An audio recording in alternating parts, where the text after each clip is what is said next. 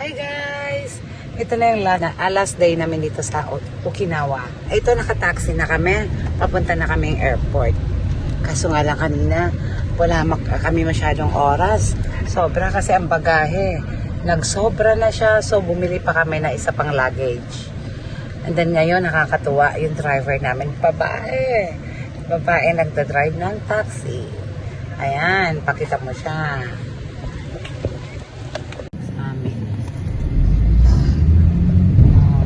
Pala makita yung mukha niya. So, tatlong taxi kami. Yung iba na una na. At doon na kami sa airport makikita. Sa takot din sigurong yung sa baggage, tsaka sa init. Parang doon na kami lahat mamimili sa airport din.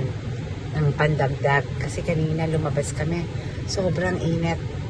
Kumbaga, hindi kaya. Taxi na naman. So, para hindi na rin kami malate, sa airport na lang kami mamimili. Hindi na napag-usapan namin. Sana sobrang excited din sa airport kasi first time din yung papunta doon pabalik. Na yun, medyo mamimiling konti. At yun doon kami lahat. Relax, chill lang. Siguro coffee ulit. Kasi kumain na rin kanina.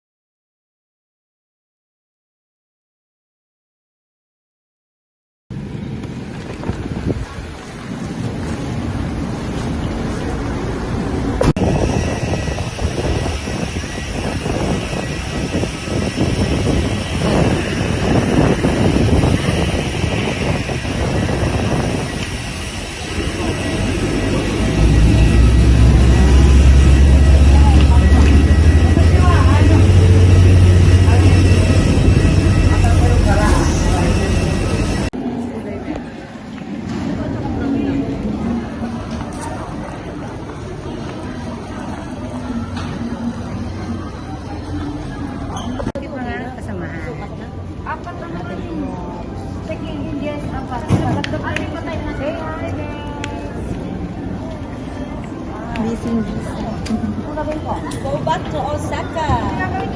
We're going back to Osaka. Ayan na, may nawawala. Saan tayo pwede kayong mag-standby? Pinaka-traffic na yung 20 minutes. Hanap here. Sa sobrang aga natin dito sa airport, hindi pa pwede mag-check-in. So, siguro, chill muna. Coffee muna. Hanap ng coffee shop. Or kain tayo ng cake. Masarap din ang cake. Try din natin.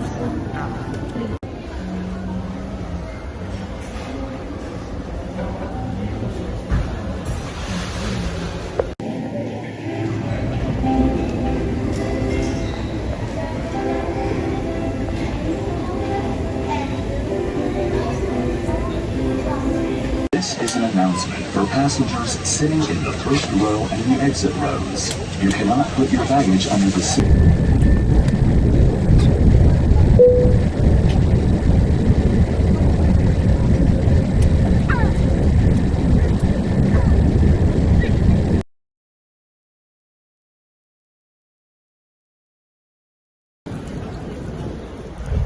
Kansai Airport na.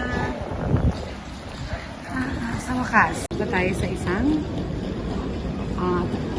Terminal 1 para kunin natin yung sasakyan. And then, yung iba naman magte-train. Hindi tayo magkasya.